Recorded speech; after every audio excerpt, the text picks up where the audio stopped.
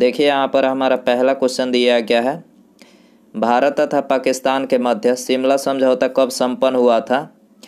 तो देखिए correct answer option C हो जाएगा। जुलाई 1972 में जो है भारत तथा पाकिस्तान के मध्य जो है शिमला समझौता संपन्न हुआ था। देखिए भारत पाकिस्तान युद्ध 1971 में हुआ था। पाकिस्तान के आत्मसमर्पण के पश्चात 1972 में जो है शिमला समझौता हुआ और इस शिमला समझौता पर जो है भारत की ओर से इंदिरा गांधी ने हस्ताक्षर किए और पाकिस्तान की ओर से जुल्फिकार अली भुट्टो ने हस्ताक्षर किए। तो आपको याद रखना है। क्वेश्चन नंबर 2 है, दृष्टिहीनों के पढ़ने के लिए भाषा का आविष्कार किसने किया है। तो करेक्ट आंसर ये हो जाएगा लुई ब्रेल ने। याद रखना है, दृष्टिहीनों के पढ़ने के लिए भाषा का आविष्कार किसने किया है, लुई ब्रेल। ठीक है, अगला क्वेश्चन नंबर 3 है, भारत के संविधान के निम्नलिखित संशोधनों में से किसके द्वारा भारतीय नागरिकों के मूल कर्तव्य निर्धारित किए गए हैं। तो देखिए करेक्ट आंसर सी हो जाएगा। 42वां संविधान संशोधन के द्वारा जो है ये भारतीय नागरिकों को मूल कर्तव्य निर्धारित किए गए हैं। क्वेश्चन नंबर 4 है, भारत के महान हिंदू विधि निर्माता कौन थे। भारत के महान हिंदू विधि निर्माता कौन थे। करेक्ट आंसर सी हो जाएगा, मनु जो थे ये भारत के महान हिंदू विधि निर्माता थे। मनु की बात करें तो मनु स्मृति के नाम से विधि संहिता की रचना की। मनु सुंग वंश के शासक पुष्यमित्र सुंग के दरबार में रहते थे। ठीक है, अगला क्वेश्चन नंबर 5 है, वर्षा किस देश की राजधानी है। वेरी इंपॉर्टेंट क्वेश्चन, वर्षा किस देश की राजधानी है। करेक्ट आंसर बी हो जाएगा, पोलैंड की। ठीक है, इसके अलावा नीदरलैंड की बात करें तो नीदरलैंड की राजधानी द हेग एम्स्टर्डम है। फिलीपींस की राजधानी मनीला है। डेनमार्क की राजधानी कोपेनहेगन है। याद रखना है आपको। संसार में स्वच्छ जल की सबसे बड़ी झील है। तो करेक्ट आंसर डी हो जाएगा, लेक सुपीरियर जो है ये विश्व में मतलब संसार में स्वच्छ जल की सबसे बड़ी झील है। विश्व का सबसे छोटा पक्षी है। वेरी इंपॉर्टेंट क्वेश्चन, सबसे छोटा पक्षी है हमिंग बर्ड। ठीक है, हमिंग बर्ड ये विश्व का सबसे छोटा पक्षी है और शुतुरमुर्ग जो है ये विश्व का सबसे बड़ा पक्षी है। आपको याद रखना है, जो विलुप्त हो चुके हैं। अगला क्वेश्चन है, मुस्लिम लीग का गठन कब हुआ था। मुस्लिम लीग का गठन कब हुआ था। करेक्ट आंसर सी हो जाएगा, 1906 ईस्वी में जो है मुस्लिम लीग का गठन हुआ। क्वेश्चन नंबर 9 है, रिएक्टर स्केल का प्रयोग किसके मापन में किया जाता है। तो करेक्ट आंसर सी हो जाएगा, भूकंप की तीव्रता मापने के लिए जो है रिएक्टर स्केल का जो है उपयोग किया जाता है। इसके अलावा फायदोमीटर की बात करें तो फायदोमीटर समुद्र की गहराई मापी जाती है। अल्टीमीटर से वायुयान की ऊंचाई मापने के लिए प्रयुक्त किया जाता है। एरोमीटर की बात करें तो देखिए इसका उपयोग जो है वायु एवं गैस का भार एवं घनत्व ज्ञात करने के लिए किया जाता है। ठीक है, अगला क्वेश्चन नंबर 10 है, पानीपत की तीसरी लड़ाई किस वर्ष हुई थी। करेक्ट आंसर डी हो जाएगा, 1761 ईस्वी में जो है पानीपत की तीसरी लड़ाई हुई थी, जिसमें अहमद शाह अब्दाली ने मराठा को पराजित किया। ठीक है, तीसरी लड़ाई में अहमद शाह अब्दाली ने मराठा को पराजित किया। उस समय मराठा पेशवा बालाजी बाजीराव था। ठीक है, उस समय मराठा जो पेशवा था बालाजी बाजीराव था। ठीक है, 1539 में चौसा का युद्ध चौसा के युद्ध की बात करें 1539 में हुमायूं और शेर शाह के बीच हुआ। 1526 ईस्वी की बात करें तो इसमें पानीपत का प्रथम युद्ध बाबर और इब्राहिम लोदी के बीच हुआ था। तो याद रखना है आपको। अगला क्वेश्चन देखते हैं, कि संविधान संशोधन द्वारा मतदाता की आयु 21 वर्ष से घटाकर 18 वर्ष की गई। तो करेक्ट आंसर ये हो जाएगा, 61वां संविधान संशोधन अधिनियम 1989 के द्वारा जो है मतदाता की आयु 21 वर्ष से घटाकर 18 वर्ष की गई। अगला क्वेश्चन है, निम्न में से कौन सा ग्रह पृथ्वी से निकटतम दूरी पर स्थित है। तो करेक्ट आंसर ये हो जाएगा, शुक्र ग्रह जो है पृथ्वी से निकटतम दूरी पर स्थित है। शुक्र ग्रह की बात करें तो शुक्र ग्रह सबसे गर्म ग्रह है। बुध ग्रह सूर्य की परिक्रमा सबसे कम दिन 88 दिन में करता है। ठीक है, याद रखना है। शनि ग्रह की विशेषता है कि इसके चारों तरफ वलय का होना। अरुण ग्रह तीसरा सबसे बड़ा ग्रह है।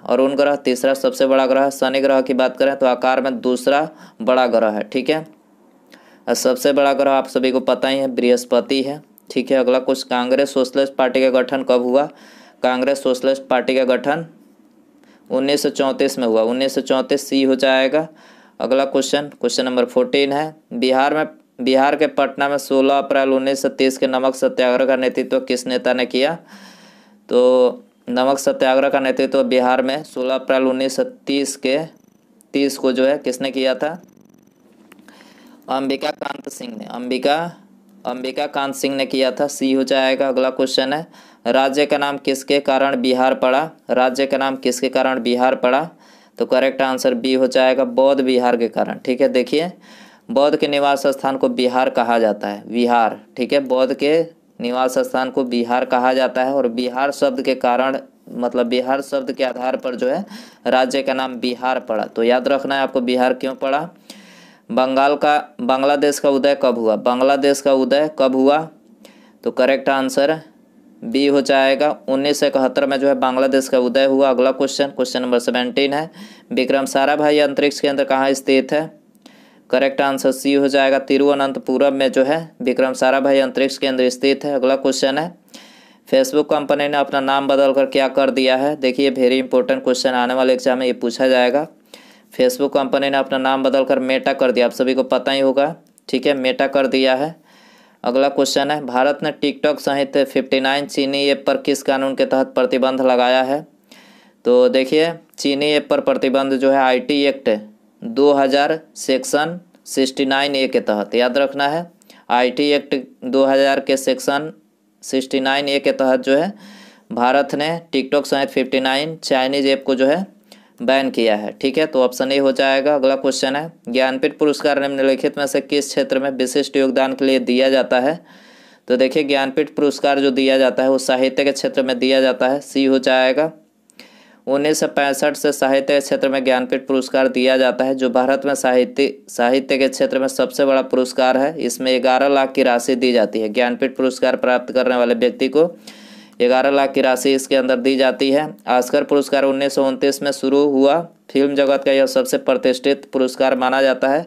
मान बुकर पुरस्कार की बात करें तो इसकी शुरुआत 1969 में हुई। साहित्य के क्षेत्र में महत्वपूर्ण पुरस्कार है।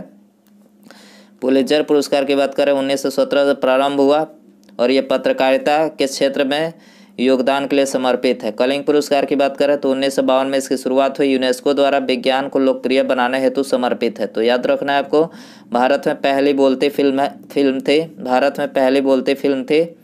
तो करेक्ट आंसर बी हो जाएगा। आलम आरा जो थी ये भारत में पहली बोलती फिल्म थी। ठीक है, आरदेसर ईरानी निर्देशित फिल्म आलम आरा 1931 में बनी पहली बोलती फिल्म है, जिसकी अभिनेत्री जुबैदा बेगम थी। तो आपको याद रखना है भारत में हिंदी का पहली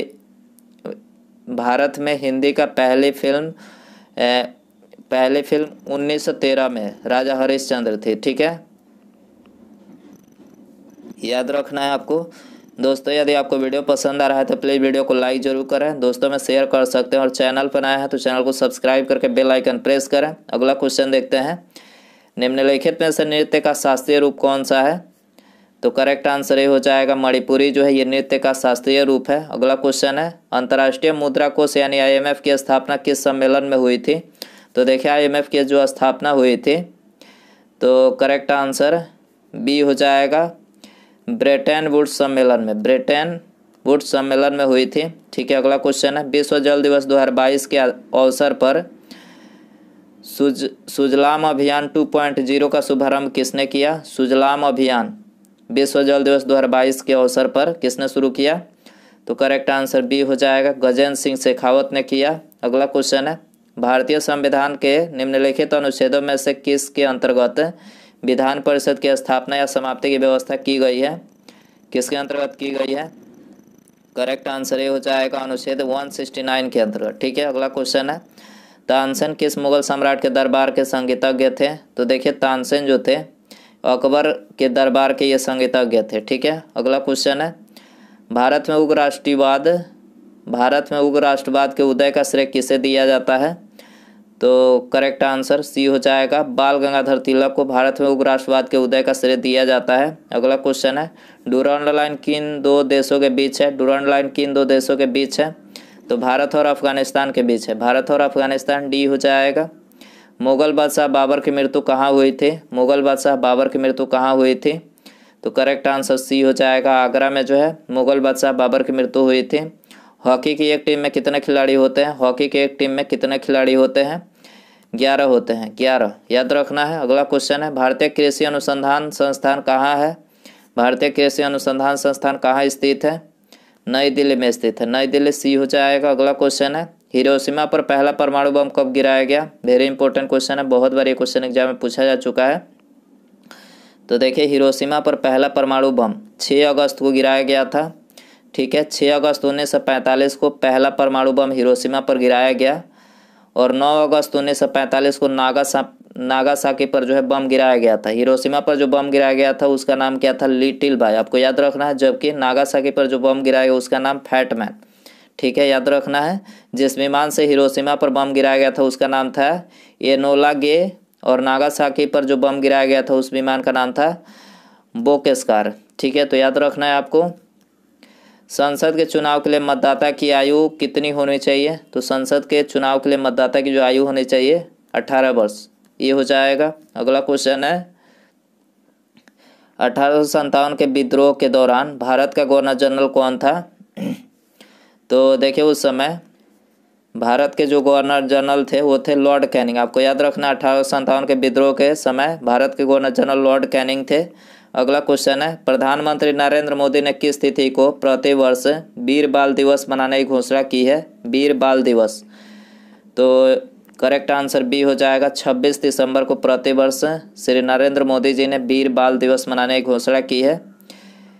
बृहस्पति ट्रोजन क्षुद्र ग्रहों का पता लगाने के लिए नासा द्वारा किस मिशन को लॉन्च करने की घोषणा की गई है।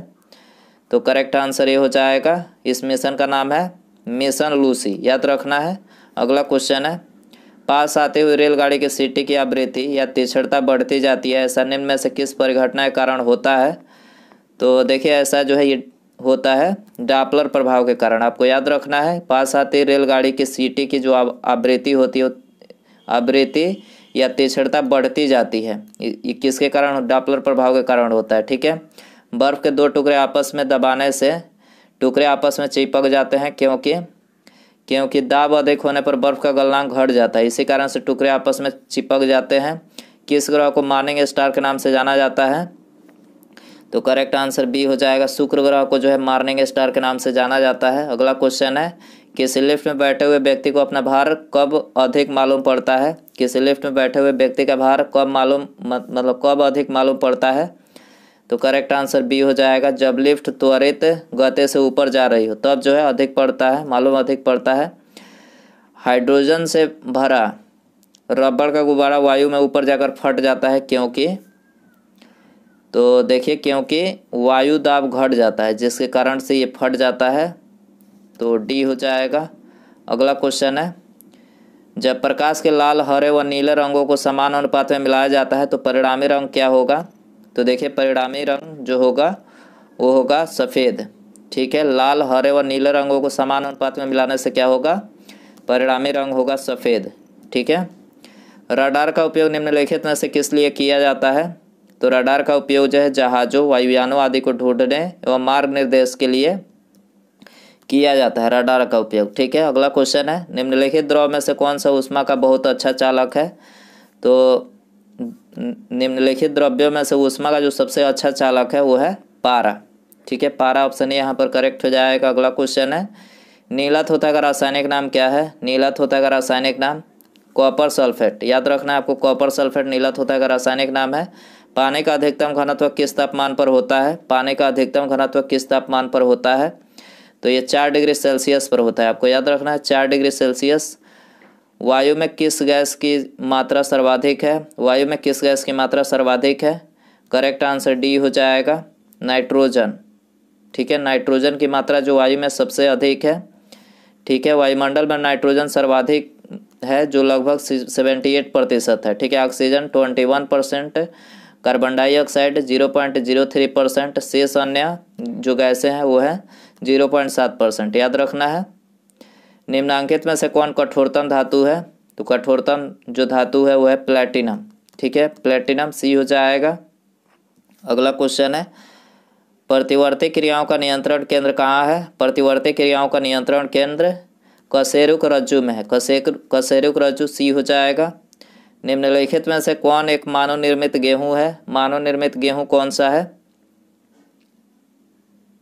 तो करेक्ट आंसर ऑप्शन बी हो जाएगा, ट्रिटिकेल जो है ये मानव निर्मित गेहूं है। अगला क्वेश्चन है फूल गोभी का खाने योग्य भाग कौन सा होता है? फूल गोभी का खाने योग्य भाग पुष्पक्रम होता है, याद रखना है, पुष्पक्रम डी हो जाएगा। अगला क्वेश्चन है, टिबिया नामक हड्डी कहाँ पाई जाती है? टिबिया नामक हड्डी कहाँ पाई जाती है? तो करेक्ट आंसर बी हो जाएगा, पैर में। ठीक है, टिबिया नामक हड्डी पैर में पाई जाती है। अगला क्वेश्चन है, सर्वप्रथम विषाणु यानी वायरस की खोज किसने की? सबसे पहले विषाणु यानी वायरस की खोज, करेक्ट आंसर बी हो जाएगा। इवानोवस्की ने जो है सबसे पहले विषाणु यानी वायरस की खोज की थी। उसके बाद यहाँ पर हमारा अगला क्वेश्चन है, ये आप सभी के लिए रहेगा, आपको इसका आंसर कमेंट में बताना है। आलू किस कुल से संबंधित है? आलू किस कुल से संबंधित है? ऑप्शन है आपके पास सोलेनेसी, कॉम्पोजिटी, ग्रामिनी या फिर क्रूसीफेरी। तो दोस्तों आप इसका आंसर कमेंट में ज़रूर बताएं, अपना स्कोर भी बता सकते हैं कमेंट में कि आप 54 क्वेश्चन में से कितने क्वेश्चन सही कर पाए हैं।